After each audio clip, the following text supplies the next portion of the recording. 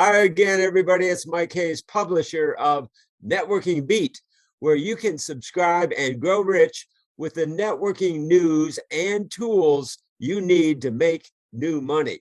With me today is my trusted contributor, Dr. Greg Sanders. Greg, welcome. Thank you. It's great to be here. Now, we're on Blitzer, and we are here to introduce the cross-group networking, non-pushy school of sales with Erica B., the queen of non-pushy selling. Now, one of the things that we've learned is the power of using surveys to sell and feedback from them to close. So let's talk about what we are thinking about to help people close more sales, Greg. Yeah, nobody wants to be sold. Nobody wants to be exploited.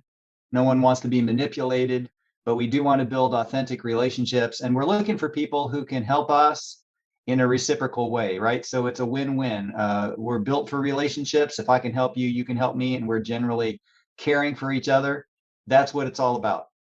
You know, I put on big networking events, and I was always so surprised at how few people really understand that networking is not the whole thing that they need. They really need to reach more out to people in a more systematic way to close more sales. That's why I recently did an interview with Erica B., who is the queen of non-pushy selling and using surveys. I love Erica. I love her energy, and you are too. So here's a little tease of what to come, and then we're going to go right into one-to-one networking here on Blitzer. But first, let's listen to what Eric has to say for a minute, Greg. But, you know, I put on big networking events, Erica. And one thing, I've been a sales master for 30 years, and I never apologize for being good at selling, because production minus sales equals scrap.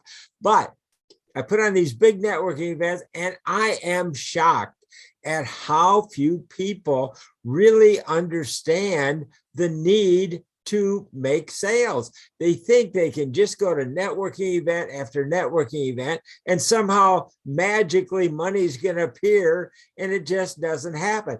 So when I recently saw an interview with you, and you were so smart, really common sense about, guys, you gotta face the facts. You're gonna have to sell.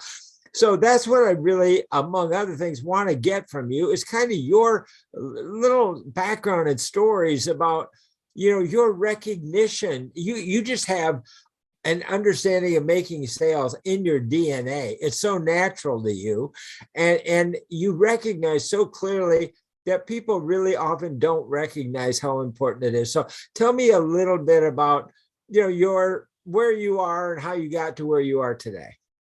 I have been in sales and business for over 30 years. I know I look so young, right? But I have been selling for a long time. I actually was very, very shy when I was a little girl, and I always felt less than. I grew up poor, you know, I never really fit in. And when I discovered sales, I thought, oh my gosh, I'm really good at this. But it wasn't the act, like I wasn't trying to twist anyone's arm or anything like that. What I was doing was problem solving.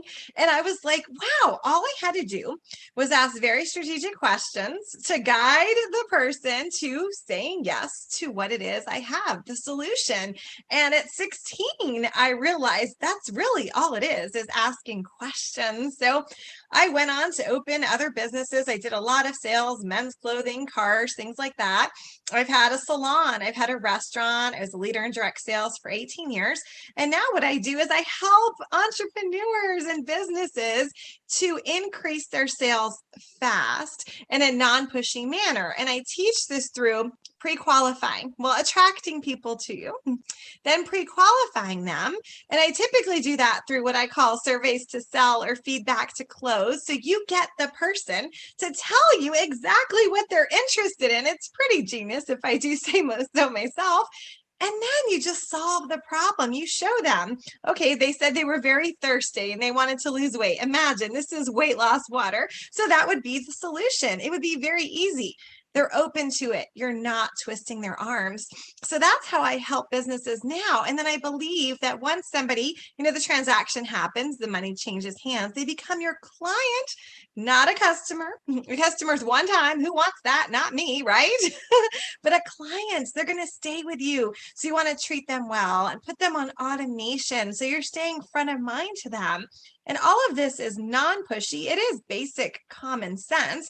But what you need to know is how to ask strategic questions and how many times you must follow up and reach out. Because like you said, I believe since the pandemic, they've realized this virtual world, like, you and I have been in this world. I've been doing this 9 years virtually.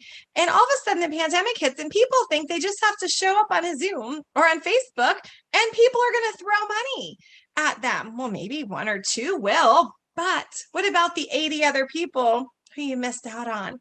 You see, that's what I focus on. I focus on the people who didn't say yes, the people who said, no, not now. We never want to lose an opportunity. Can you even imagine, as you get goosebumps thinking about all the people who didn't say yes that we could reach back out to strategically and get them in our pipeline? I mean, imagine. Oh my gosh, that makes me so excited.